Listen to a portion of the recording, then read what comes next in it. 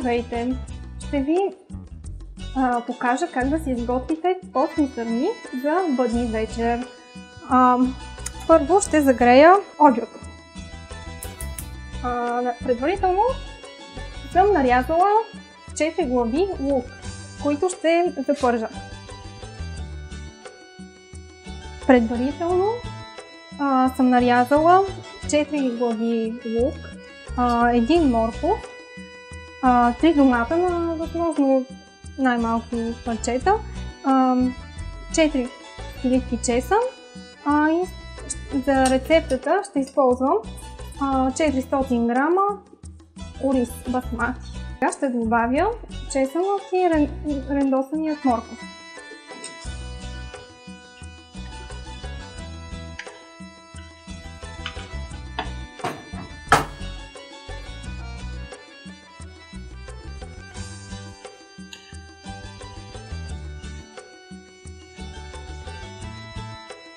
След като лукът и морковите омекнат, добавям 400 грама ориз.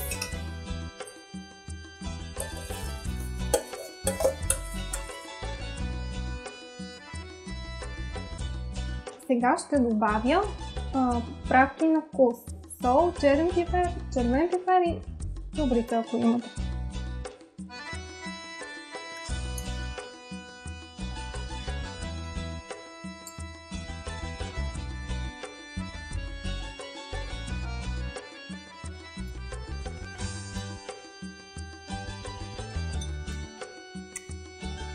Черният пипер може да е повече. Трябва да изчакаме докато оризът омекне и след това ще добавим вода, която ще изчакаме да изфри и плънката е готова.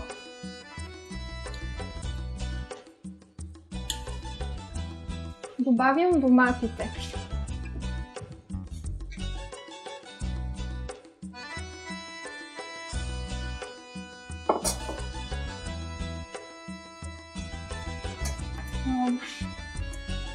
Ще добавя и малко манданов.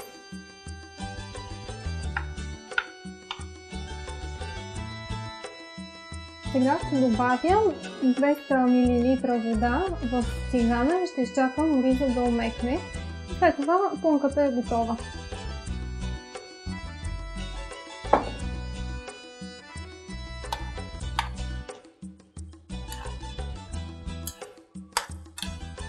Оригиналната рецепта за сърми се готви с кисело зеле, но тъй като тук не успях да намеря,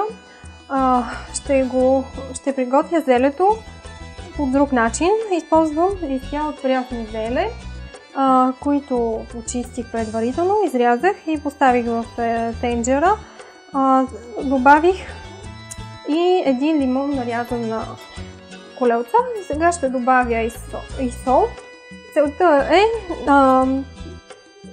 листята да поврят поне 5 минути, за да омекнат и да мога да ги използвам за увиване на сместа. След като зелевите листя врят 5 или 10 минути, вече са омекнали, може да ги премахнем от котлона, да ги измием и след това да ги използваме за сърмите. Сега ще нарежа малко от зелето на дъното на тенджерата, в която ще сваря сърмите и всичко.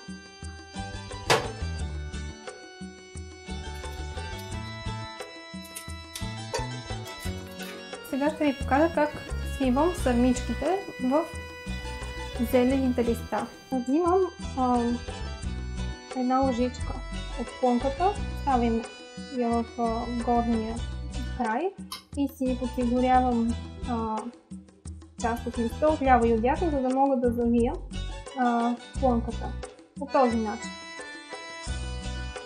А след това започвам да завивам по дължина и целта е плънката да не излиза от никъде, за да не изпади и да разруши сърмата. Като по този начин се получи една добра сърма и я поставям с отворената част обърната към дъно. По този начин нареждам сърмите в отделни редове. Постните сърми са традиционно ястие за българската вечеря, за българската празнична вечеря на Бъдни вечер. Също така ние се приготвят и в други страни, като Сърбия, Гърция, Румъния, Турция, не само в България. След като направих сърмите, остана ми още плънка, затова ще я използвам да направя пълнени чушки, които ще сваря заедно с сърмите в един същи съд.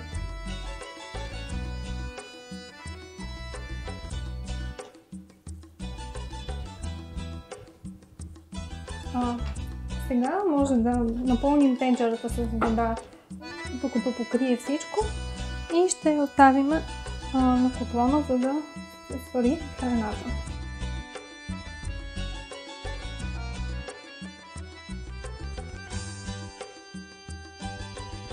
Затисквам чушките и сърмите с една чиния на върха, за да не може да мърдат в тенджерата.